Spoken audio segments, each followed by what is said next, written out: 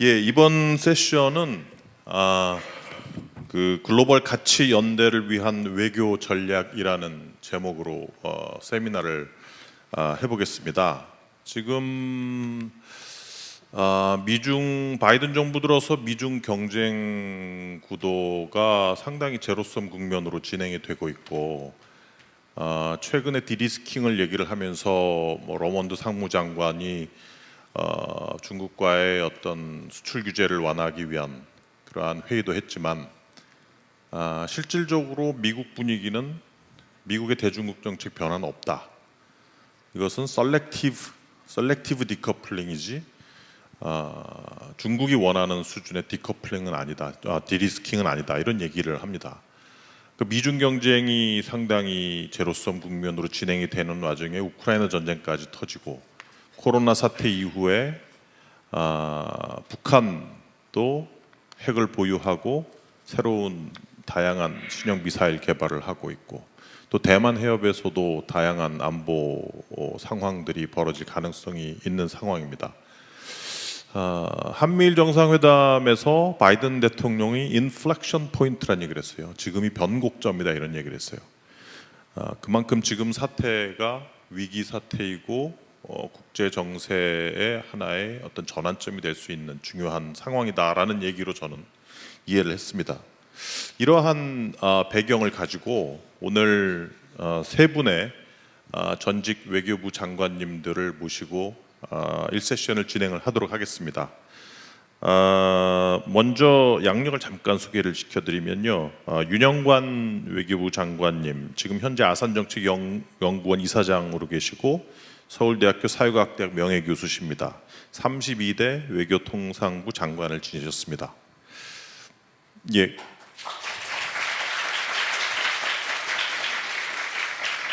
예, 그리고 송민순 장관님께서는 2006년도 대통령실 안보실장, 34대 외교부 장관, 18대 국회의원을 지내시고, 지금 현재 2015년부터 북한대학교 대학교 총장을 역임을 하셨었습니다.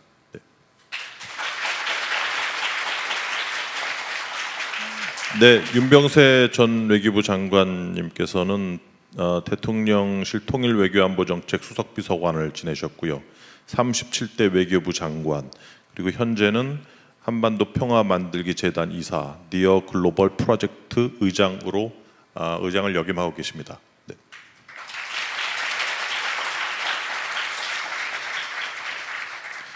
예, 그러면 윤영관 장관님, 송민순 장관님, 윤병세 장관님 순으로 글로벌 가치 연대를 위한 외교 전략 주제로 한 10분 정도씩 발제를 부탁드립니다. 예, 감사합니다. 이렇게 귀한 자리에 불러주셔서 감사드리고, 국립외교원에 근무하시는 모든 임직원 여러분들께 축하드립니다. 앞으로 국립외교원의 무한한 발전이 있기를 기대합니다. 외교 전략에 대해서 이야기할 때 먼저 선행되어야 되는 것은 한국이라고 하는 나라가 어떤 상황에 처해 있는지에 대한 검토가 필요하다고 생각을 합니다. 제가 보기에 2023년 현재 한국이 처한 이 상황과 관련해 가지고 세 가지를 주목할 필요가 있는 거 아니냐, 이렇게 말씀드릴 수가 있겠습니다. 첫째는 이 한국이라고 하는 나라는 1960년대 이후에 자유주의 국제 질서의 혜택을 크게 받아서 지금 세계 경제력 10위의 국가로까지 발전을 했고, 또 민주주의 국가로 성장할 수 있었다라고 말씀드릴 수가 있겠습니다. 자유주의 국제 질서라고 하는 거는 쉽게 요약해서 제 나름대로 말씀을 드리자면은, 국제정치 차원에서는 영토 주권과 자결권, 그리고 규칙에 기반하는 질서, 이거를 지키자라고 하는 것, 그 다음에 경제 차원에서는 개방 경제를 추구하는 것, 그 다음에 국내 정치 차원에서는 인간의 가치를 존중하는 민주주의, 자유, 이러한 정치 체제를 만들자라고 하는 걸로 요약해 볼 수가 있습니다. 바로 그러한 자유주의 국제 질서 덕택에 한국이 이만큼 성장을 했다. 따라서 자유주의 국제 질서를 유지하는 것은 남의 이야기가 아니고 바로 우리의 이야기이기 때문에, 왜 그러느냐? 한국은 작은 나라로 대국들에 둘러싸여 있는 그 상대적인 소국이기 때문에 영토 주권이나 자결권과 관련해서 아주 우리가 이 방패막이가 필요한 그런 상황입니다. 자유주의 국제 질서가 그런 역할을 해주고 있고, 국내 시장 규모가 작은 국가이기 때문에 대외 무역을 통해서, 투자를 통해서 번영을 지속시켜야 됩니다. 그렇기 위해서 개방적인 국제 경제 체제가 필요하고, 한국의 국민들은 민주주의를 숨 쉴 때 필요한 산소처럼 원하고 있습니다. 그래서 자유주의 국제 질서의 유지와 이 발전을 위해서는 한국이 노력을 기울여야 된다. 국제사회에서 해야 될 바를 해야 된다라고 말씀드릴 수가 있겠고, 두 번째로는 한국은 북한의 안보 위협이 상수처럼 존재하고 있는 나라다라고 말씀을 드릴 수가 있겠습니다. 가장 바람직한 것은 우호 협력적인 남북관계, 그리고 북한이 비핵화를 추진해가지고 또 경제 개혁을 해서 정상국가가 되는 것, 이게 가장 바람직합니다. 그리고 이러한 목표를 위해서 과거에 여러 정부들이 노력을 했음에도 불구하고 성과를 거두지 못하고 있는 것이 엄연한 현실입니다. 그리고 북한은 강한 안보 위협으로 도전을 하고 있는 그것이 냉엄한 현실이다라고 하는 것이고, 세 번째 우리가 처해 있는 상황은 뭐냐면은 코로나 팬데믹이나 러시아의 우크라이나 침공, 또 미중 대결의 심화로 야기된 글로벌 공급망 문제, 경제 안보 문제를 풀어나가야 될 그런 과제가 있다라고 하는 문제고, 뿐만 아니라 거기에 추가해서 첨단 산업 분야에 있어서의 기술력을 계속 강화시켜 나가야 되는 그런 상황이다. 이러한 세 가지 조건을 염두에 두고 그러면 어떤 외교 전략으로 나가는 게 필요한가를 말씀을 좀 드리고자 합니다. 첫째로는 자유주의 국제질서 강화 유지를 위해서 미국 및 서방 국가들과 협력을 하고, 생각이 같은 like-minded country라고 하는 그런 국가들과 양자 협력 및 소다자 네트워크에 최대한 참여해서 가치 외교 차원뿐만 아니라 공급망 외교, 또 기술 외교, 이런 것들을 강화해 나갈 필요가 있다 생각합니다. 관련해서 한 가지 말씀드리고자 하는 것은 이 엄청난 잠재력을 가지고 있는 인도에 주목할 필요가 있다. 인도와의 전략적 협력 관계를 강화할 필요가 있다고 생각을 합니다. 지난 정부 초기에서도 한인도 관계를 주변 사국과의 관계에 못지않게 중요하게 발전시키겠다라고 하는 이야기는 있었는데 실행된 것은 별로 없었습니다. 그래서 이번 정부에서는 그러한 진전이 좀 있었으면 좋겠다라고 하는 게 개인적인 소망입니다.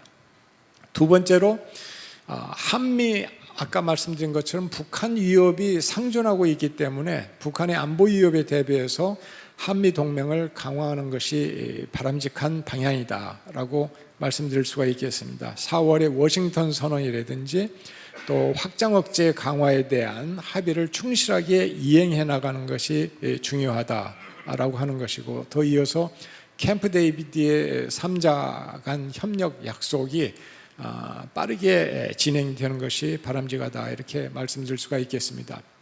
세 번째로 그동안 한국 정부의 외교력을 블랙홀처럼 빨아들였던 대일본 대결 외교를 미래지향적인 관점에서, 그리고 가치 외교와 북한 위협 억제의 효율화를 위해서 대일본 협력 외교로 전환할 필요가 있다고 생각을 합니다.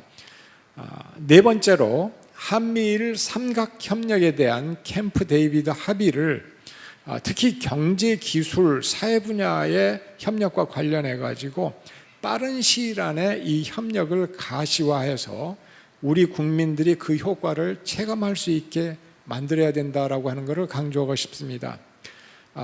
이 캠프 데이비드 합의의 가장 근본적인 문제의식이 정권의 변화에도 영향을 받지 않는 제도화라고 하는 것입니다.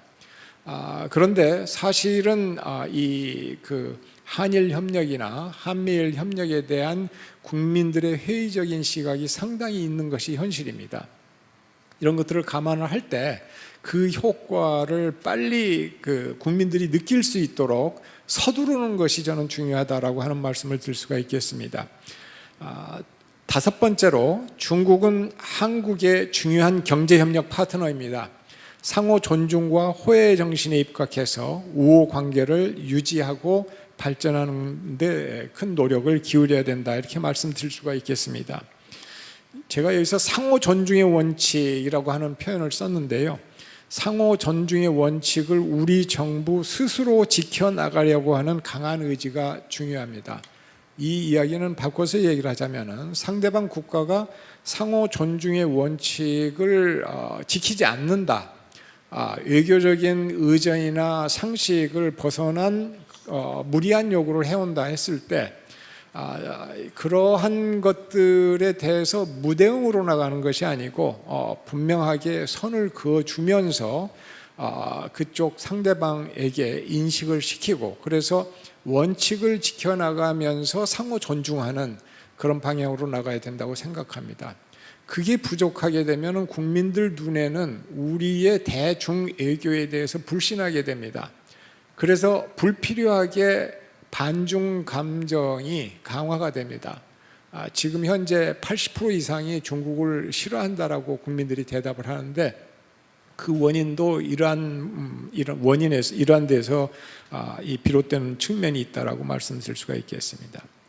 여섯 번째로 2011년 사무국이 서울에 설치된 한중일 3국 협력 메커니즘을 우리 정부가 주도적으로 적극 활용함으로써 동아시아 정세와 국제정치의 안정에 기여할 필요가 있다, 이렇게 생각을 합니다. 일종의 스테빌라이저 역할, 어떤 그 한중일 3국이라고 하는 3국 협력이라고 하는 기존의 메커니즘을 한국이 주도해서 그 이 동북아시아 정세의 안정화, 국제정치의 안정화에 기여하는 역할을 한국이 할 수 있다면 그야말로 우리가 그 실질적으로 세계 평화에 기여하면서도 한국의 외교적 위상을 높일 수가 있을 것이다 말씀드릴 수가 있겠습니다. 또 이 워싱턴 그 선언이나 한미일 캠프 데이비드 합의로 외부 위협에 대한 억제를 강화하는 것은 중요합니다. 그러나 한 국가의 그 평화를 유지하기 위해서는 그 억제는 필요 조건이지만 충분 조건은 아닙니다. 완전한 그걸로 완결이 되는 건 아니다라고 하는 말씀이죠. 그걸 그대로 두었을 때는 오해나 오판이나 잘못된 판단으로 인해 가지고 이 상황이 걷잡을 수 없는 그런 상황으로 번져나갈 가능성이 있습니다. 그래서 그러한 가능성을 막기 위해서 계속해서 미국은 중국에 대해서 소통의 노력, 특히 군사 채널을 통한 소통의 노력을 강화하는 것이 필요하고, 지금 그런 방향으로 가고 있습니다만은 한국 정부나 미국 정부도 북한에 대해서 계속해서 소통에 대해서 열려 있고 진지하다라고 하는 그런 자세를 계속해서 보여주는 것이, 전달하는 것이 바람직하다, 이렇게 생각을 합니다. 마지막으로 정부는 정부가 선택한 외교 정책의 취지, 당위성, 효과에 대해서 국민들에게 설명하고 소통하려는 노력을 강화했으면 좋겠다라고 하는 말씀을 드릴 수가 있겠습니다. 제가 옛날에 장관할 때 가만히 되돌아보면은 아마 제가 가지고 있었던 시간에 이 절반 이상 또는 3분의 2 이상은 국내 내교에, 예를 들어서 국회라든지 언론이라든지 국민들의 어떤 그 여론 문제라든지 이런 쪽에 할애가 되는 것을 느꼈습니다. 그래서 외교라고 하는 것이 특히 민주주의 국가에서는 이 국민들의 어떤 인식을 떠나가지고 독자적으로 갈 수가 없는 것이기 때문에 이런 부분에 더 착안을 했으면 좋겠다라고 하는 생각을 해봤습니다. 감사합니다. 예, 감사합니다. 그 다음으로 송민순 장관님 한 10분 정도 부탁드립니다. 네. 예, 국립외교원 60주년인데 저는 한 이 국립외교원에서 외교관 교육받은 게 벌써 거의 한 반세기 전이거든요. 세월이 참 빠릅니다. 아까 윤석열 대통령께서 이제 외교관 양성 이런 좋은 말씀을 하셨는데, 저는 우리 한국의 외교관이 이 호수를 도는 이런 유람선 같은 존재가 아니고, 굽이치는 강물도 헤쳐가고 또 파도치는 바다도 뚫고 나가야 되는 그런 좀 정신과 자세를 키우는 그런 외교관 양성소가 앞으로도 그런 기능을 할 수 있도록 했으면 좋겠다 하는 바람을 가지고 있습니다. 외교관에서 이번에 오늘 이 행사를 하면서 우리 이 전직 장관 세 사람한테 이야기를 요청을 한 게, 글로벌 중추국가 역할을 위한 외교 전략을 이야기하면서 또 이 세계 중심 국가로서의 구체적인 역할을 뭘 할 건가, 유사 입장국과 연대 강화 방안이 뭔가, 중국과의 관계 관리 방안이 뭔가, 이렇게 아주 구체적으로 질문을 해서 보냈습니다. 앞서 윤영관 장관님이 전반적인 외교의 방향과 바탕을 잘 말씀을 하셨기 때문에, 저는 이 현 정부가 하고 있는 외교 정책의 좋은 점, 거기다 플러스 좀 더 이 발전을 좀 더 시켰으면 좋겠다, 이런 점도 착안했으면 좋겠다 하는 걸 중심으로 몇 가지 말씀을 드리고자 합니다. 사실 뭐 세계 모든 국가들이 이 평화와 번영을 외교의 목표로 다 내세우고 있습니다. 그런데 이 외교 목표를 달성하기 위한 수단과 방법에 있어서는 나라마다 또 차이가 나고, 때로는 그게 서로 상충하는 것 아닙니까? 그래서 지금 우리가 흔히 이야기하는 이 자유와 인권, 민주주의, 그리고 시장 경제와 같은 이런 가치를 공유하는 국가들끼리 이 서로 손을 잡고 하면은 그런 평화와 번영이라는 목표를 달성할 수 있는 그런 방법에 대해서 서로 조율할 여지가 크기 때문에, 그래서 먼저 연대를 한다, 저는 이렇게 생각을 합니다. 연대의 배경은 그렇게 해서 당연히 합리적인데, 문제는 이런 연대가, 이런 가치가 서로 자기 국가 이익과 충돌을 하면은 그 사이에는 타협이 이루어지고, 때로는 그 연대보다는 자기 이익을 선택하는 것 아니겠습니까? 저는 뭐 이런 이야기가 나올 때마다 가끔 이런 어디 장소에서 이 가치로 엮어진 거미줄은 국가 이익이라는 무게를 견디지 못한다, 이런 생각을 하게 됩니다. 사실 뭐 우리가 가치 연대 이야기를 하고 또 자유 질서를 중심으로 해서 묶여 있는 미국, 뭐 유럽에서 영국, 독일, 프랑스, 뭐 이런 나라들 사이에도 보면은 자기들이 가치가 충돌하면은 그 연대하고 타협을 해버립니다. 다른 방식으로.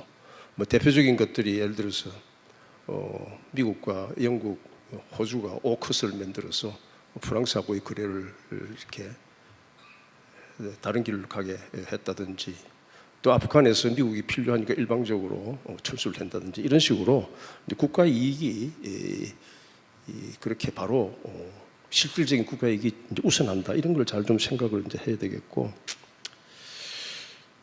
그리고 여기 학자들도 계시지만은 사실 이 연대의 기초가 되는 이 가치라는 것은 외교라는 분야보다는 우리 국내적으로 단합을 하고 그 사회의 내셔널 이터스, 국가의 기풍을 만들고 이런 데 있어서 아주 중요한 요소이고, 또 외교를 하는 그 바탕으로서도 중요한 기능을 하는 것이 되겠습니다만은, 이걸 외교의 간판으로 내세웠을 때 어떻게 될 것인가, 이걸 한번 또 생각을 해봐야 될 것 같습니다. 사실 이 가치라는 개념은 정치나 종교에서 가장 강하게 작용하는 대립적인 개념 아닙니까? 이건 뭐 제가 한 이야기가 아니라 막스 베버가 한 이야기이기도 합니다만은, 근데 이런 걸 바탕으로 해서 외교를 하는 건 좋지만은, 그걸 외교의 간판으로 내세웠을 때 우리가 어떤 덕과 실이 있을까, 이런 걸 좀 생각을 해야 될 것 같고, 특히 이걸 간판으로 전면에 내세우면은 이게 우리가 기존에 있는 우호국과의 관계를 더 강화하는 그 효과보다도 중간에 있는 나라들을 더 비우호국으로 만드는 그런 효과를 가져오는 것도 좀 생각을 해야 되겠다. 그리고 지금 이제 세계가 G7 플러스를 한쪽으로 하고 또 브릭스 플러스를 한쪽으로 하는 그 양분이 되는 세상에서 이런 세상에서 우리가 헤쳐나가야 되는 아까 제가 이야기하는 굽이치는 강물을 타고 가고 또 파도치는 바다를 헤쳐나가는 그런 외교에서 이게 어떤 작용을 할지 좀 깊이 생각을 해볼 필요가 있다. 그래서 저는 우리가 추구하는 이 가치를 외교의 바탕으로 삼는 건 당연합니다. 또 어쩌면은 외교를 하나의 점포로 생각하면 그 점포에 울려 퍼지는 배경음악 같은 걸로 가치를 활용을 해야 되겠죠. 가치를 그렇게 내세워야 되겠지만은 이걸 간판으로 하는 것은 좀 잘 생각을 해야 되겠다. 그래서 우리가 간판으로 삼는 것은 저는 국제사회에서 양자든 다자든 합의한 것은 지켜야 된다는 그런 규범, 이걸 원칙으로 삼아서 내세우는 것이 우리 외교의 방향에 더 적절하지 않겠느냐. 그래서 외교에서의 원칙 또는 원칙에 의한 외교, 이걸 내세우는 것이 우리가 처해 있는 세상에서 맞겠다, 이런 생각이 듭니다. 그리고 약간 좀 관련된 이야기입니다만은 사실 이 가치 외교라는 거 여러분 들어보신 적 있습니까? 저는 이게 우리 지금 정부에 있는 그리고 국립외교에 있는 우리 교수님들도 포함해서 한번 물어보고 싶은데, 근데 2006년에 일본이 아베 내각이죠. 일본이 당시 떠오르는 중국에 대한 그 위기감 이런 것에 대항하고 또 그동안에 일본이 갖고 있던 이미지, 경제동물이라는 그런 이미지를 개선하고 이런 차원에서 2006년에 일본이 내세운 게 가치 외교입니다. 가치 외교인데 17년이 지난 지금 한국이 이렇게 가치 외교를 앞으로 내세우는 것이 이게 어떤 효과가 있는가? 제가 이걸 하지 말라는 뜻은 아니고 거기에 대해서 한번 이 보완책 있던 걸 한번 생각을 해야 되지 않을까, 이런 생각이 듭니다. 그리고 한국 외교가 이제 저는 이 세계 중추국가 글로벌 피보탈 스테이트라는 GPS라는 게 그 개념상 맞는지 저는 여기 다른 분들한테 한번 좀 제기하고 싶은데, 이게 원래 피보탈 스테이트라는 거는 세계의 중요한 지역에서 그 나라의 안정이 무너지면 그 지역 자체가 흔들리는 그런 국가들을 중심으로 몇 나라를 피보탈 스테이트라고 이야기를 하는 겁니다. 세계의 한국을 중심으로 세계가 돌아가는 게 아니라 중요한 지역에 있어서 거기에 그 나라가 갖고 있는 위치 때문에 거기에는 안정이 굉장히 중요하다. 그래서 이제 대표적으로 내세우는 게 터키나 예를 들어서 이집트나 이런 등등 나라들을 두고 이제 이 피보탈 스테이트라고 하는데, 여기에 이제 글로벌 피보탈 스테이트라고 했을 때 이게 개념이 서로 맞는가? 제가 과문하고 제가 이 지식이 모자라서 그런지 모르겠는데 이것도 한번 생각해 볼 필요가 있다. 그래서 세계의 중요한 중심국가 중 하나다, 이러한 개념을 만들려고 한 것 같은데, 그 자체는 네이밍 자체는 이게 잘못하면은 미스노머가 될 수 있다라는 그런 생각이 들고요. 어쨌든 세계의 중심국가를 하기 위해서는 거대한 구호보다는 저는 현장에서의 경험 등 이런 걸 보았을 때 결국은 세계는요, 소프트 파워 중심을 가지고 강조한다 이렇게 하지만은 결국 세계를 움직이는 것은 뭡니까? 저는 피와 살이라고 생각합니다. 피라는 것은 평화를 위해서, 세계 평화를 위해서 얼마나 자기가 희생할 의지와 능력이 있느냐, 그리고 살이라는 것은 번영을 위해서 얼마나 공헌할 수 있는가, 이 blood and flesh, 이거를 가지고 우리 국가가 세계에서 역할을 할 수 있는데, 그걸 많이 잘 하는 것이 세계의 중심 국가로서 갈 수 있는 길이다, 이렇게 생각을 되고, 그런 면에서 이제 그 흔히 이야기하는 우리 UN PKO하고 공적 개발 원조 ODA 이걸 키우는 건데, 그런 면에서 현재 정부가 내년도에 ODA 예산을 43%를 아주 대폭 증액을 하기로 한 것을 이제 봤습니다.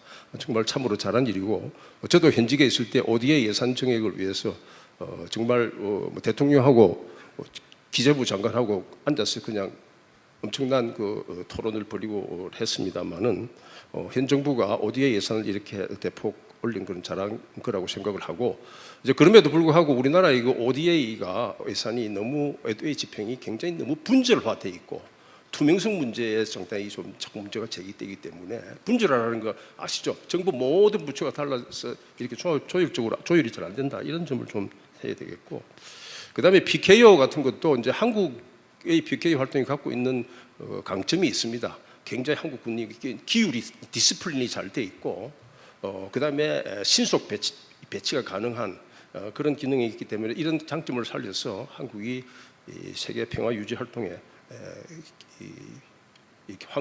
그 위상을 확립함으로 해서 이런 것들이 세계의 중심 국가로 가는 기능 중에 하나가 아니겠냐. 물론 우리가 지금 이야기하는 많은 K-팝이라든지 이건 소프트 파워, 경제 능력 그건 당연한 것이죠. 그게 플러스 이런 것들을 좀 해야 되겠다 이런 생각이 들고. 그다음에 이제 우리가 세계 주요 문제에 대한 입장을 정할 때 입장을 한번 정했으면은 그 일관성이 있어야 됩니다. 예를 들어서 인권 문제 같은 것도 위구르 인권 문제 이건 또 찬성을 했다가 또 유엔 총회에서 50개국이 하는 중국 인권 규탄 결의 거기는 불참을 하고 이렇게 일관성이 없으면은 가치 외교를 한다고 하면서 어떤 일이 생기냐면 소위 말하는 paradox of empty promises 빈말을 하는 그런 모순에 빠지는 이런 거는 안 되도록 그 외교가 상당히 이 역할을 해야 됩니다. 이런 생각이 들고 그 다음에 이제 마지막으로 이게 아마 마지막이 아닙니다만은 그 유사한 입장국과 연대를 강화하는 방안 이야기했는데 저는 뭐 윤 장관님도 말씀하셨지만은 우리가 어차피 미국과의 동맹을 정책의 최우선으로 삼고 있고 그렇기 때문에 미국으로부터 자유를 원하는 나라들 선호하는 나라들과 손을 잡고 무슨 연대를 한다는 것은 그건 현실적으로 맞지 않는 일이라고 생각합니다. 그래서 미국이 주도하는 소다자 협력 같은 거를 뭐 지금 얘기한 한미일 또 인도퍼시픽 이코노믹 포럼이라든지 뭐 치포라든지 등등 많이 있지 않습니까? 이런 데서 중점을 두는데 다만 거기에 있어서 가서 그냥 따라가는 게 아니라 그러한 소다자 포럼에서 우리가 의제를 설정하고 조율할 수 있는 능력을 키우는 것이 그게 굉장히 중요하다고 생각을 합니다. 그리고 이제 우리 윤정세 장관님도 계시지만 이미 그때 있었던 그 믹타 같은 그런 라이크 마인드드 컨트리들 그룹 이거는 기존에 있는 거니까 이런 것들을 잘 좀 더 활성화해서 과거에 있던 것을 더 발전시키는 그런 노력이 필요하다고 그러고 마지막으로 중국과의 관계 관리에 대해서 좀 이야기를 해달라고 요청을 받았는데 저는 한국이 미국과 중국에 대해서 이야기할 때 그 목소리의 본질이 같아야 됩니다.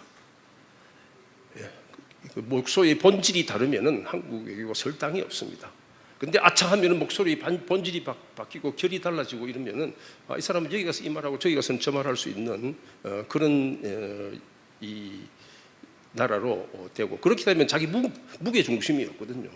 그 어떤 의제에 대한 자기 중심성이 떨어지고 나면은 그 다음부터는 그 사람이 아무리 좋은 말을 해도 거기에 대해서 아까 제가 이야기한 the paradox of empty promises 여기에 빠지게 되기 때문에 그걸 좀 신경 써야 되겠다 하는 생각이 들고 이제 지금 이제 우리 윤 장관님도 이야기를 하셨지만 지금 특히 이제 중국과 관계에 있어서는 한미일과 한중일 이거를 잘 병립을 시키는 노력이 우리 외교에 아주 아마 저는 첫 번째 아니면 두 번째 가장 중요한 과제라고 생각을 합니다. 이 한미일과 한중일의 두 개의 공통 액터가 한국하고 일본 아닙니까? 그런데 한중일에 왔을 때 사이에서 목소리가 가장 제일 낼 수 있는 나라는 결국 한국이거든요.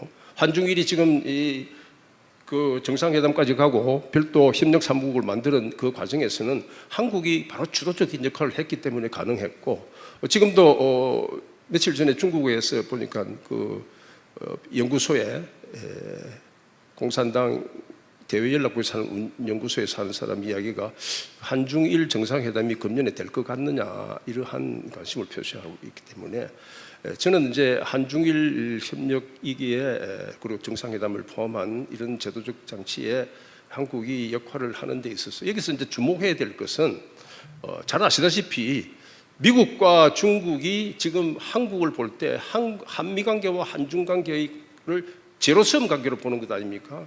이런 상태에서 한국이 한중일을 위해서 애를 쓴다고 그러면 미국이 약간 좀 의심스러운 눈으로 볼 수가 있습니다.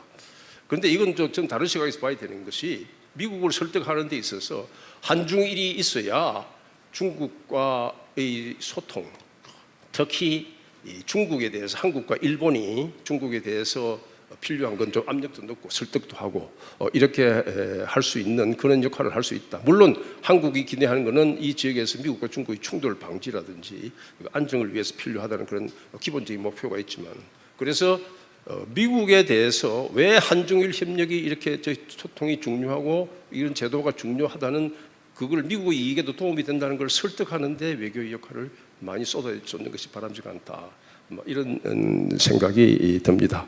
제 이야기는 여기서 끝을 내겠습니다. 감사합니다.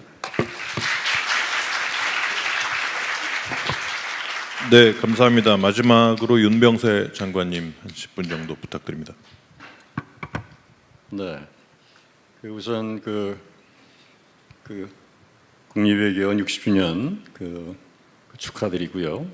60주년이라는 게 벌써 냉전 시기와 탈냉전 시기, 그리고 이제 포스트 탈냉전 시기를 다 거치면서 역사의 물결을 다 감당하셨는데, 이제 오늘 저한테 주어진 질문이 사실은 이제 미리 한 3가지 정도 있습니다만은 다 큰 질문이라서 이게 10분 동안에 할 수 있는지 모르겠습니다만은 가능한 이제 짧게 우리 두 장관님 하신 걸 좀 피해가면서 한번 말씀을 드리겠습니다.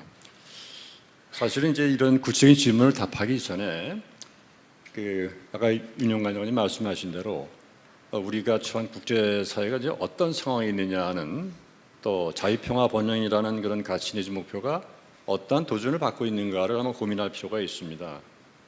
우리가 이제 20세기 이후에 이 세계 질서를 이제 보게 되면은 이 국제 정세가 지각 변동을 할 때마다 그 당시에 시대 정신이 있었고 또 시대 전략이 나왔습니다.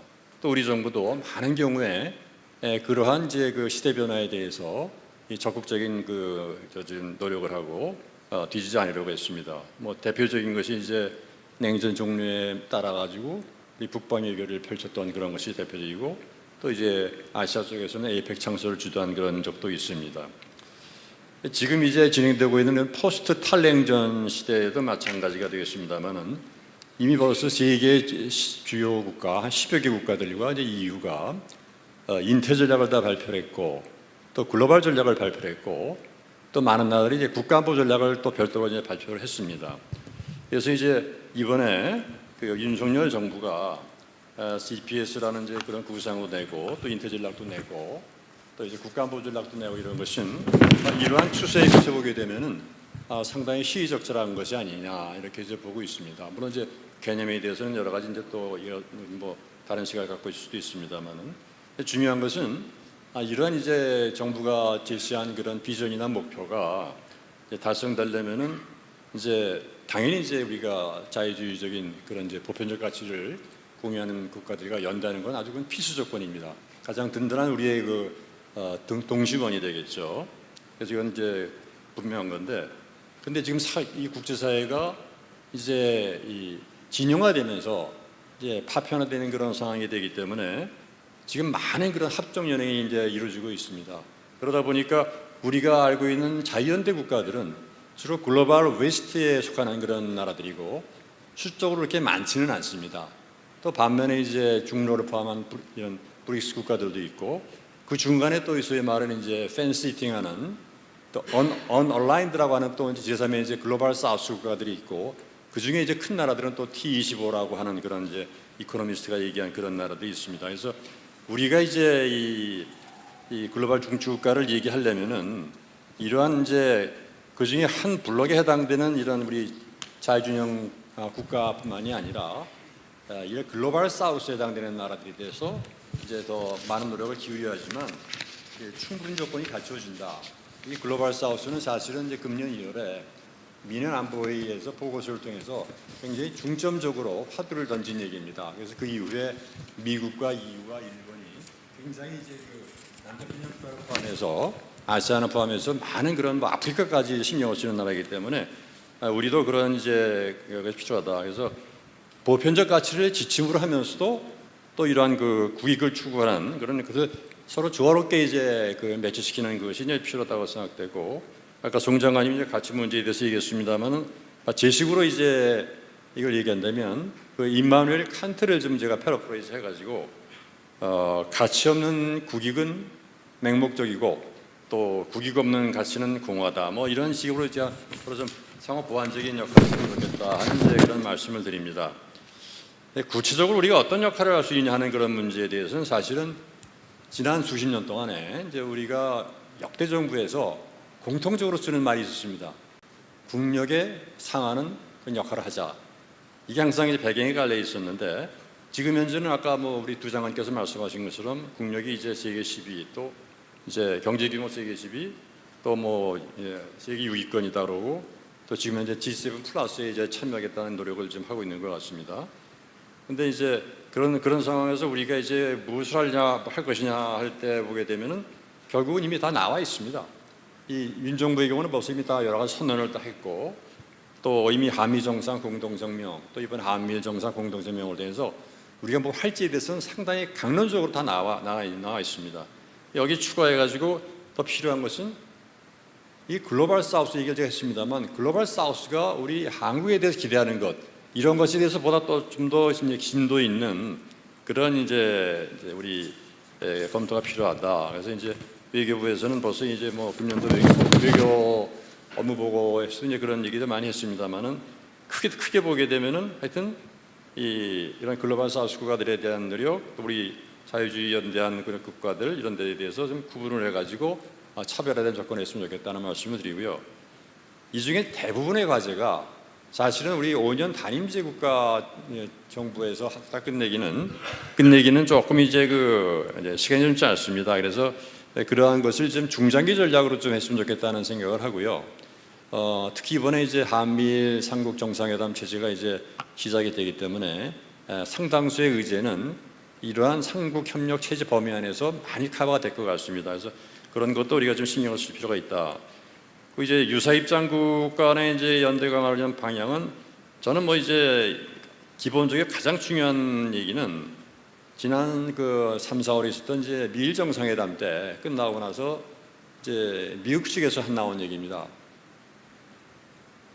미일 간의 비전과 전략과 정책에 있어서 이렇게 싱크로율이 높아진 적이 없었다 이런 얘기를 했는데 결과적으로 유사 입장 국가들과 연대를 할 때 상대 국가들이 항상 기대하는 것은 우리가 얼마나 이런 전략과 비전과 정책에 있어서 이 소위 동조화 현상이 큰 것이냐 싱크로율이 높은가 하는 것은 이거를 되게 많이 기준으로 보는 것 같습니다. 그래서 우리가 큰 틀에서는 그러한 것을 이제 높이는 방법으로 해야 될 것 같고 그리고 이번에 이제 삼국 협력 체제가 다시 이제 새로 시작하는 과정에서 이제 우리가 보게 되면은 결국 그 의도는 지속 가능하게 해야 되겠다, 락인 시켜야 되겠다, 완전히 확 잠가버려야 되겠다, 불가역적으로 해야 되겠다 이런 이제 의도가 많이 있기 때문에 이제 그렇게 하려면 이제 아까 윤 장관이 말씀하신 대로 이제 좀 가시적인 성과가 있어야 되는데 특히 이제 한일 간의 관계는 여러 가지 양대적인 문제가 있기 때문에 우선 이 삼국 간에 공동 입장 발표를 축적을 하고 또 공동 행동으로 나타내 가지고 이런 협조의 간행, 협력의 간행 이것이 이제 많이 좀 확립이 더 구조화됐으면 좋겠다는 생각을 하고요. 특히 이제 삼국이 또는 우리 한국 스스로가 이제 주도할 수 있는 어젠다 이런 것을 우리가 좀 많이 개발했으면 좋겠다 하는 얘기고 또 경우에 따라서 필요하다면 EU에서 불란스와 독일이 차별된 목소리를 가끔 하듯이 이번에 디커플링에서 디리스킹 얘기하듯이 뭐 우리도 이런 삼국 협력 체제들 또 자유연대 국가 간의 이런 체제든 이 안에서도 우리가 좀 독자적인 목소리를 낼 수가 있다 이런 말씀을 드리고요. 마지막으로 이제 중국과의 관계는 이제 워낙 많이 나온 얘기입니다만은 이번에 이제 삼국 정상회담 세 가지 문서를 보게 되면은 이제 윤석열 정부는 이제 전략적인 명료성을 또 분명히 한 것으로 이제 보이고요. 하여튼 그 동안에도 이제 우리가 미중 전략 경쟁 사이에서 그것이 악화될수록 우리의 운신의 폭 전략적 공간이 이제 많이 좀 축소가 되긴 했고 그런데 뭐 가장 이제 아주 대표적인 현상이 미중 양측에서 우리한테 베팅하라는 얘기를 자꾸 하는 그런 게 하나 이제 현상이 되겠죠. 그래서 우리 큰 틀의 방향은 이제는 이 삼국 협력을 합의한 이상은 이 합의 정신을 충실하게 이행해 주는 것이 이제 그 기본적인 우리 이제 맞는 자세라고 이제 보고요. 다만 그런 이 큰 틀의 합의가 있다 하더라도 결국 악마는 이 세부사항 디테일이 있다고 저는 이제 보기 때문에 이행하는 과정에서 많은 이제 그 부담이 생길 수 있는데, 특히 이번에는 이제 우리 과거에 이제 많이 쓰던 그 표현 도전이라는 표현 이외에 사실 다른 지역에서 거의 쓰지 않던 이제 도발과 위협이라는 표현을 추가를 했어요. 그러니까 오커스나 다른 지역의 합의 문서보다는 굉장히 강한 문서입니다. 그만큼 이제 이 인태 지역의 그런 그 이제 위협 상황에 대해서도 이제 우리가 상당히 시리어스하게 본다는 이제 얘기를 하는 건데, 막 이런 문제에 대해서 우리가 같은 그 상당히 삼국 간에 한미 간에 또 한미 간에 이 조율을 잘해가지고 틈새가 나지 않게 해야 되겠다는 생각을 하면서, 중국에 대해서는 결국은 제일 중요한 것이 어떻게 이러한 이제 어려운 상황에서 양국 관계를 전략적 협력 동반자라는 말을 우리가 지금 벌써 이제 한 20년 이제 가까이 하고 있는데, 이 전략적 협력 동반자의 그 실질적인 내용은 많이 이제 약화가 됐습니다만, 그럼에도 불구하고 안정적인 관계를 유지할 수 있냐 하는 이런 이제 관리 문제가 상당히 중요하게 됐고, 더 나아가서는 앞으로 있을 수 있는 충돌 가능성도 많이 있는데, 이런 충돌을 방지할 수 있는 그런 이제 우리 노력이 필요하다. 그래서 특히 이번에 이제 그 에이펙 얘기가 되든 뭐 G20에서는 이제 안 올 가능성이 많다고 합니다만은, 이런 이제 그 앞으로 있을 이런 다자 정상회의든 아니면 한중일 정상회의든 이런 계기를 통해서 이런 좀 충격 내지 충돌을 완화하고 안정적인 관리할 수 있는 그런 이제 노력을 해야 될 것 같고, 그런 과정에서 제일 중요한 것은 역시 지금 우리 송 장관이 말씀하신 것처럼 우리가 분명한 원칙을 이제 만들고 또 지켜야 되겠다. 그중에 이제 우리가 정부에서 하는 상호 존중이라는 말을 제대로 이행해야 됐다 하는 얘기를 하면서요. 그러나 지금처럼 이제 얼마 전까지 대중국 경제 의존도가 25%씩 가야 되는 것은 이건 항상 이제 한중 관계가 출렁거릴 때마다 우리가 너무 위험하기 때문에 볼모가 될 수 있으니까 의존도를 좀 서서히 줄이면서 다변화시키는 노력은 빨리 해야 되겠다. 그리고 그러한 과도기에 이제 안정적인 관리를 해야 될 것이고, 최근에 이제 경제 공동회의가 있었습니다만은 이런 한중 간에 또 안정적인 공급망을 합의할 수 있기 때문에 그런 것도 신경을 써야 되고, 특히 이제 중국 측에서는 이 국민 교류 문제에 대해서 상당히 좀 유연성이 있는 것 같아요. 그래서 그런 거에도 신경을 써야 되겠다는 생각을 하면서, 앞으로 이제 뭐 전랑 외교라든가 강압 외교는 수시로 이제 있을 겁니다. 또 거기에 대한 우리의 대책도 이제 다 있겠습니다만은, 그러나 이제 우리가 이런 것을 앞으로 없을 거라는 생각하지 말고, 이거는 이제 마치 우크라이나 사태가 있을 거라는 거 다 예상을 했지 않습니까? 이런 것처럼 앞으로 한중 관계가 이제 좀 막 어려워지게 되면은 이런 또 어려움 또 보복 같은 게 있을 수 있다는 일종의 known unknown입니다. 알면서 우리가 이제 약간 이제 좀 우리가 지금 그걸 덜 신경 쓰는데 언젠가 올 수 있다는 그런 생각하에 미중 간에 지금 얘기하고 있는 것처럼 일종의 가드레일, 크라이시스 매니지먼트, 안전 보호책이라든가 이런 유의 관리 장치 같은 거를 우리도 신경을 좀 많이 써야 되겠다는 그런 생각을 이제 하고 있습니다. 그래서 이것이 앞으로 이제 우리 한중 간에 특히 이제 앞으로 이제 우리 여러 주도국이 제일 신경 쓰고 있는 것 중에 하나입니다만은, 이 북핵 문제와 대만 해안 문제, 또 우크라이나 사태가 이것이 이제 최악의 경우에는 이게 같이 이제 삼중파고처럼 들이닥칠 가능성도 없지는 않기 때문에, 그때 우리가 이제 이 북핵 문제에 대한 우선순위를 잘 유지하면서도 어떻게 이번에 합의한 그런 세 가지 문서에 따라서 이제 우리가 어떻게 대응할 것이냐, 이런 것을 우리가 신경을 써야 되겠다 하는 그런 얘기를 합니다. 생각합니다. 어쨌든 간에 이런 측면에서도 우리 이제 이 본부에 있는 여러 가지 우리 부서나 외교안보원이 좀 크게 큰 틀을 보면서 이 지각 변동하는 세계 질서에 대해서 대응하는 그런 전략을 내놔야 되지 않을까 생각이 됩니다. 감사합니다.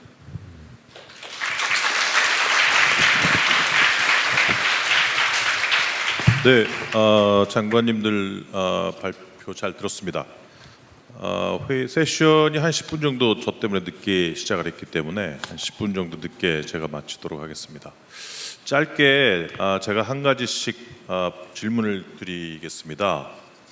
역순으로 드리겠습니다. 먼저 윤병세 장관님, 송민순 장관님, 윤영관 장관님 순으로 제가 질문을 하나씩 드리겠습니다. 윤병세 장관님께 드리고 싶은 질문은 오랫동안 지속됐던 소위 세계화의 추세가 상당히 흔들리고 있고 미국 중심으로 소다자주의 중심의 어떤 정책들이 지금 추진이 되고 있습니다.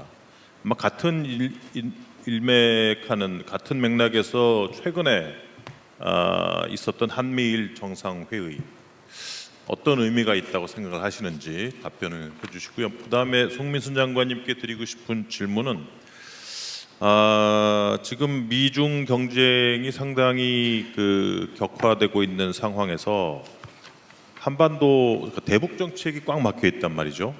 미국의 대북 정책, 한국의 대북 정책, 과거에 있었던 그런 대화 국면은 거의 사라지다시피 했다는 거고, 제 생각에 그 이유는 결국은 북한이 핵 보유국 내지는 저희 외교원의 전봉훈 교수님은 핵 무장국이라고 부르시는데 소위 북한이 핵을 가지게 되었다는 사실, 그게 아마 티핑 포인트였지 않나 저는 생각을 합니다. 지금 상황에서 어떻게 저희가 대북 정책을 그리고 북한 비핵화 외교를 끌고 가야 될지 말씀을 해주시면 좋을 것 같고요. 윤영관 교수님께서는 아까 송민순 장관님 말씀 들으니까 가치보다는 좀 이익이 중요하지 않느냐 이런 말씀을 해주셨어요. 가치 대 이익 논쟁이 그때 중국의 부상과 함께 한때 아주 활발히 논의가 이르렀었는데 지금은 미국과 중국의 어떤 경쟁이 더 격화되고 있는 상황에서 이 가치 외교, 소위 가치냐 이익이냐, 이게 과연 따로 가야 되는 것이냐, 거기에 대해서 한번 윤영관 교수님께서 답변을 좀 해주시면 좋을 것 같습니다. 예. 예, 이제 김 교수님께서 이제 지금 질문하신 거에 대해서는 기본적으로 우리 다 공유하는 내용입니다만은 결국 대한민국은 이제 개방형 통상국가라는 그런 차원에서 이 세계화의 가장 큰 이제 수혜 국가라고 이제 우리가 이제 보고 있지 않습니까? 그런데 다시 이제 이것이 이제 진영화되면서 파편화되고 있기 때문에 굉장히 이제 어려워지고 있는데 이제 현실적으로 3개월 전에 이제 EU 최고 외교 대표인 보렐이 이런 얘기를 했습니다. Happy globalization is over. 행복한 세계화는 끝났다 이렇게 얘기를 했는데 현실입니다. EU가 정책으로 채택한 그런 내용이거든요. 결국 이제 진영화된 세계가 현실이라는 걸 인정을 하는 가운데 우리로서는 이제 그러면 이제 이 단극화 시대가 끝나고 미국이 흔히 얘기하는 이제 동맹과 우방국 간에 협조를 해야 되는 그러한 얘기를 하는데 이제 이것이 미국 국가안보전략보고서 얘기하는 것처럼 센터 오브 그래비티가 되어버렸어요.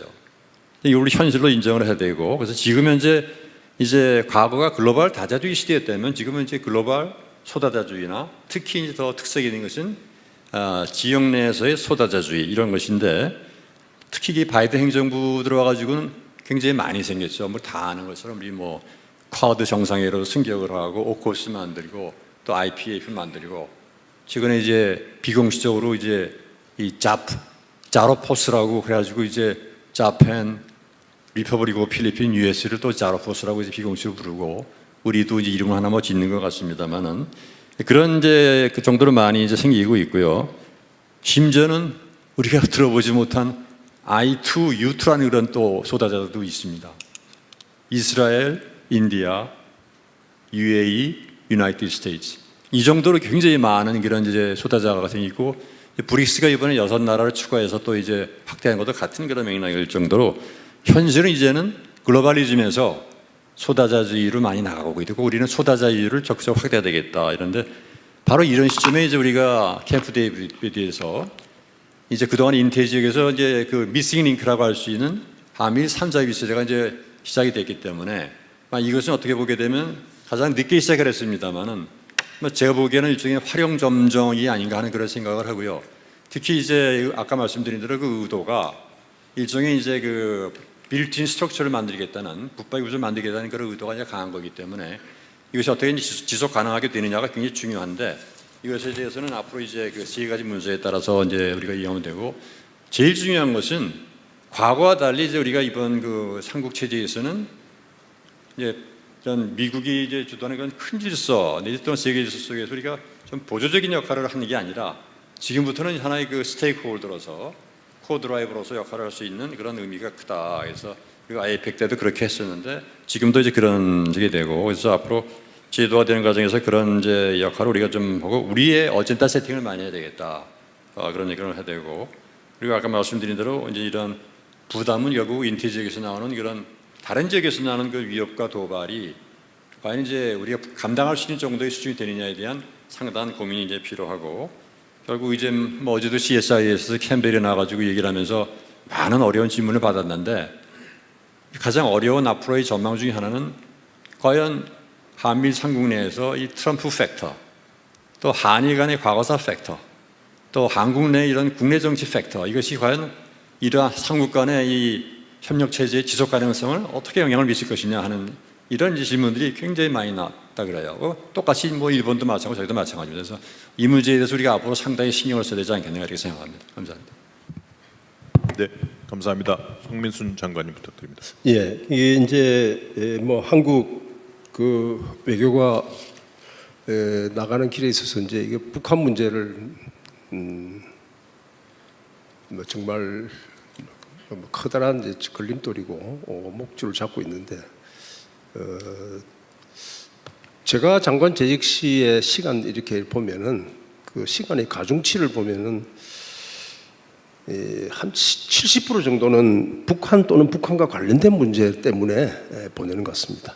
방금 보니는 나머지 많은 일들은 국장들한테 당신이 장관이라고 생각하고 하라고 이렇게 하고 중요한 것만 이제 결정을 해주면 되는데, 그만큼 이게 우리 외교의 목을 잡고 있는데, 결론적으로 지금 북한 핵 이 문제는 사실관계가 바뀌었습니다. 그죠? 북한이 핵을 만들려고 사용 가능한 핵무기를 만들려고 하는 데 있어서의 우리 대북 정책, 핵 정책의 목적은 핵심은 이걸 어떻게 해서든지 지연을 시켜서 이 핵을 완성하는 과정을 지연을 시켜서 그 과정에서 해결책을 두고 또 새로운 변화를 찾고 이렇게 했는데, 북한이 핵을 일단 만들고 난 다음, 저는 뭐 2017년 말로 보는데 그 이후에는 세상이 바뀌었다. 흔히 이 성경에서 나오는 이 금단의 열매를 따먹기 전과 후, 종교적으로 왜 랩세리안, 포스트 랩세리안 이렇게 나누지 않습니까? 우리가 지금 이제 핵 문제에 관한 포스트 랩세리안 월드에 살고 있는데, 아직도 과거에 있었던 걸 북한의 비핵화를 목표로 하고 그러고 마치 그게 가능한 것처럼 그렇게 지향하는 정책은 이거는 현실에 맞지 않다. 마치 말씀이죠. 이 스케치북이라는 소설에 나오는 주인공, 립반 윙클이라는 사람 혹시 들어본지 모르겠는데, 꿈에서 잠에서 20년 깨어났다가 20년 전의 세상을, 미국이 독립하기 전에 이 사람이 잠이 들었다가 독립되고 난 다음에 깨어나가지고 영국의 식민지 시절의 상황을 막 재현하는 이런 우스꽝한 그런 소설이 있는데, 지금 북한 핵 문제를 가지고 북한의 비핵화를 앞으로 내놓고 뭐 정책을 하면은 그건 좀 립반 링클 같은 그런 정책이다 이렇게 생각을 이제 저는 하고, 근데 이제 미국, 중국 뭐 이야기하는데 이거 관련돼서 이야기하는데, 저는 미국과 중국 모두, 특히 이제 미국과 중국 모두 북한의 핵 문제를 자기들이 해결할 능력이 없다고 보지는 않습니다. 그러나 의지가 모자란다고 봅니다, 저는. 그런데 그 의지가 왜 모자라느냐? 의지를 다 발휘하면은 북한의 비핵화보다도 더 큰, 그걸 얻는 덕보다는 더 큰 손실이 생기기 때문에 그런 상황이다. 그건 변하기 어렵다. 그럼 지정학, 우리가 이야기하는 지정학적 구도 때문에 그렇다. 그래서 이제 지금까지 우리가 북한 이 정책을 한마디로 좀 요약한다 그러면, 그 전의 정책은 이게 한반도에서의 적극적 평화 정책이거든요. 비핵화 협상을 하고 남북 간의 협력을 이루고, 그리고 점점 가까워지고 먼 장래에 가서 통일을 이룬다. 이런 소위 그런 적극적 평화 전략인데, 지금은 이것이 사실관계가 바뀌었으면 내 생각이 바뀌어 있는 겁니다. 이제는 이게 소극적 평화라는 개념으로 가야 되는 거다. 소극적 평화라는 거는 어차피 핵을 가진 북한과 같이 공존해야 된다. 공존을 하려면 거기에 맞는 힘을 가지고 있어야 된다. 근데 가장 뭐 현실 간단한 방법은 우리가 흔히 말하는 한반도에서 남북 간의 핵 균형, 남북 간의 핵 뉴클리어 밸런스를 이루면 좋겠지만은 그건 뭐 여러 가지 제약이 있기 때문에, 그래서 우리가 지금 채택하고 있는 것이 이 확장 억제라는 이름으로 미국 쉽게 말해서 미국의 핵우산 하에서 지금 이제 생존하고 있는 것 아닙니까? 저는 이 지금 이번에 그 캠프 데이비드에도 그 기본은 확장 억제라는 것이 깔려 다 있는데, 확장 억제가 현실에서는 불가피하지만은 이것이 완전한 상태가 아니라는 걸 늘 의식을 해야 되거든요. 다시 말해서 한국만큼 우리가 말은 G8, G10 국가 이야기하면서 G8, G10 국가 중에서 다른 나라에게 자기의 안보를 이렇게 절대적으로 의존하는 나라가 있습니까? 이렇게 안보가 항상 위험에 처해 있는 나라 중에서 이렇게 절대적으로 안보를 의존하고는 그건 무슨 G8, G10이라는 말이 공허하게 들릴 수 있습니다. 한마디로 미국이 지금 손을 놓아버리면 절벽에 떨어질 운명에 처한 나라가 어떻게 지금 그렇게 자신 있게 이야기를 할 수 있냐 이거예요. 그래서 현실적으로 불가피하지만은 그래서 이 불가피하기 때문에 확장 억제라든지 이 한미 동맹, 이번에 보통 한미일 협력 이런 걸 하지만 확장 억제 플러스 알파가 있어야 됩니다. 플러스 알파는 뭐냐? 우리도 핵무기를 갖자는 이야기냐? 그건 아니지만 핵무기를 가질 수 있는 상당한 잠재적 능력까지는 확보를 해야 됩니다. 그렇지 않으면은 지금 우리가 처해 있는 이런 그 족쇄에서 풀려나기 어렵고, 저는 하나의 사례로 물론 트럼프 시대이기도 합니다만은 트럼프가 독일, 프랑스 이런 데 가서 뭐 나토 필요 없다. 이제 너희들이 알아서 보호하라 이렇게 하니까 앙겔라 메르켈 같은 사람 뭐라고 그랬습니까? 이제 이거 유럽의 안보는 유럽이 책임져야 되겠네. 이렇게 이야기를 했습니다. 그건 무슨 이야기입니까? 독일 나도 핵 무장하겠다 이 소리입니다. 그 말을 다르게 표현한 겁니다. 그래서 독일 같은 나라들은 지금 무기를 만들 수 있는 잠재 능력을 다 갖고 있어요. 미넨에 있는 미넨 공대에 있는 연구 원자로에서 고농축 우라늄 만듭니다. 다만 이거를 무기로 만들 만큼 하지는 않지만, 그래서 나는 윤석열 대통령이 지금 아까 뭐라고 그랬습니까? 이렇게 서로 관계가 좋은 적이 없었다. 이런 공통부분 많은 적이 없었다. 이런 정도가 되면은 그냥 이게 살과 살이 부딪히는 이런 외교가 아니라 좀 때로는 뼈와 뼈가 부딪히는 정색을 하는 이 외교를 통해서 한국의 이 핵 연료주기, 재처리와 농축과 재처리라는 뉴클리어 퓨얼 사이클에 대해서 한미 양국 정상이 좀 더 앞으로 양국이 진지하게 의논을 해보겠다라는 그런 틀을 만들고, 그 다음에 실질무적으로 하는 것은 협상가들이 해나가는 이런 걸 했을 때 딱 손에 잡히는 그런 이 대통령 앞으로 얼마 남았습니까? 3년 반 남은 동안에 업적의 길이 되지 않겠느냐, 이런 생각이 듭니다. 예. 네, 윤영건 장관님 부탁드립니다. 이 가치와 국익, 이익 간의 관계를 어떻게 봐야 될 것이냐라는 문제는 중요한 문제입니다. 근데 이 문제를 고려할 때 우리가 염두에 두어야 할 것은 지난 한 5, 6년 전서부터 세상이 완전히 바뀌어 버렸다라고 하는 것입니다. 5, 6년 그 전의 시대에서는 가치와 이익이라고 하는 것이 서로 갈등하고 대립하는 경우가 많았다면은 5, 6년 전의 변화 이후에는 가치와 국익이라고 하는 것이 오버랩이 되고 중첩이 되는 상황으로 바뀌었다라고 하는 것입니다. 바꿔서 말씀드리자면은 미중 관계가 적대 관계로 2018년 정도에서 변하고, 우크라이나 전쟁이 작년에 이제 터지고, 이런 상황에서 안보 논리가 경제 논리를 지배하게 됐다라고 하는 얘기를 많이 합니다. 근데 안보 논리라고 하는 거는 뭐냐면 기본적으로 가치가 전제되어 있습니다. 생각이 같은 민주주의를 하겠다라고 하는, 또는 규칙을 지키는 그런 국제 질서를 하겠다라고 하는 그런 가치와 관련해 가지고 한 팀이 되는 그러한 국가 군들 있고, 그거에 대해서 반대되는 이 입장을 표시하는 예를 들어서 중국이나 러시아와 같은 그 그룹들이 있습니다.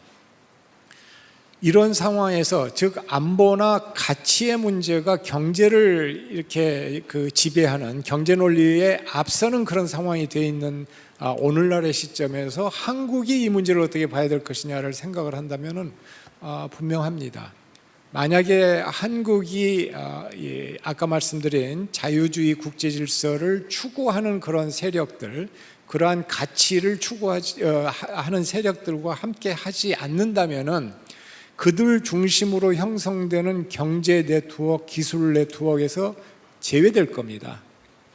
예를 들어서 한국이 동맹에 관한 입장이 불투명하고 이 자유주의 국제 질서에 대한 입장이 불투명하다면은 미국이나 일본 같은 나라들이 한국을 G4 동맹이라든지 그런데 안 끼워줄 겁니다.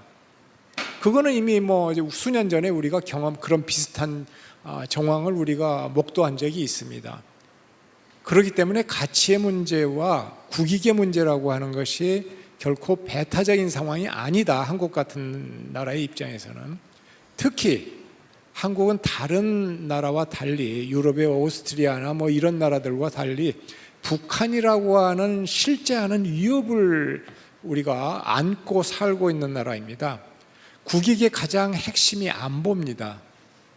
이 북한의 위협을 어떻게 대처하느냐라고 하는 것은 굉장히 중요한 국가 이익의 문제인데 그런 상황을 고려하더라도 가치의 문제와 관련해 가지고 우리가 입장을 분명하게 정하는 것은 우리의 국가 이익에 부합이 되는 그런 정책 선택입니다. 그래서 그런 부분을 우리가 좀 염두에 둘 필요가 있다라고 하는 말씀을 드리겠습니다. 잠깐만 한마디만 말씀을 드리면은 지금 이제 가치와 국익이 상치된다는 게 아니라 가치를 공유하는 국가끼리 연대하는 건 맞다 이거예요.